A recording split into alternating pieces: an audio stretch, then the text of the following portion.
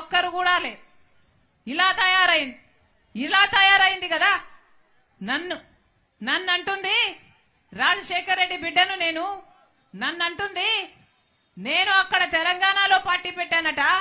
తెలంగాణలో పార్టీ పెట్టక ముందు నేను కాంగ్రెస్ పార్టీని దూషించానట. ఇప్పుడు కాంగ్రెస్ పార్టీలో ఎలా చేరాను అని అంటుంది.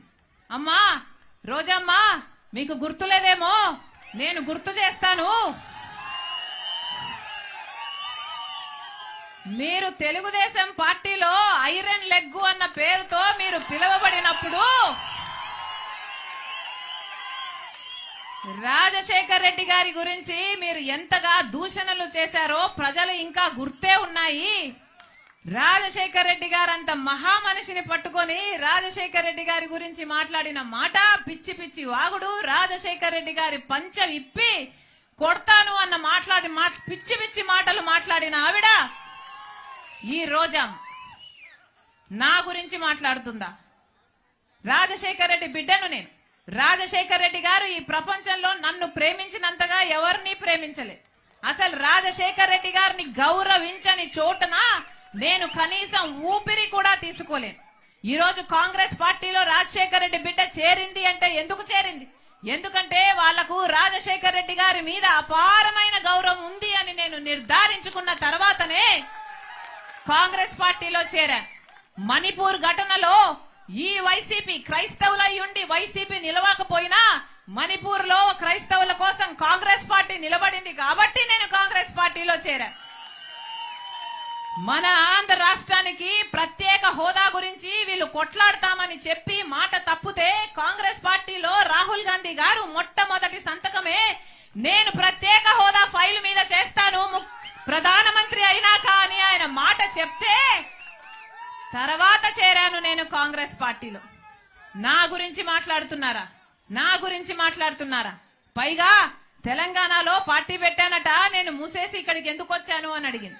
అమ్మా నేను వైఎస్ఆర్ తెలంగాణ పార్టీ అని పార్టీ పెట్టిన మాట నిజమే, అది మూయలేదు తల్లి. వైఎస్ఆర్ తెలంగాణ పార్టీ కాంగ్రెస్ పార్టీలో విలీనం చేశాం కాబట్టి కాంగ్రెస్ పార్టీ ఎంత కాలం బతికుంటుందో వైఎస్ఆర్ తెలంగాణ పార్టీ కూడా కాంగ్రెస్ పార్టీలో భాగమై బతికే ఉంటుంది.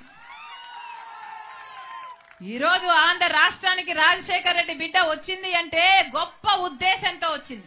ఎందుకంటే నా పుట్టింటికి ఇక్కడ అన్యాయం జరుగుతుంది కాబట్టి ఇక్కడ ప్రత్యేక హోదా తేవాల్సిన బాధ్యత నా మీద కూడా ఉంది కాబట్టి ఈ రోజు ఆంధ్ర రాష్ట్రానికి వచ్చింది.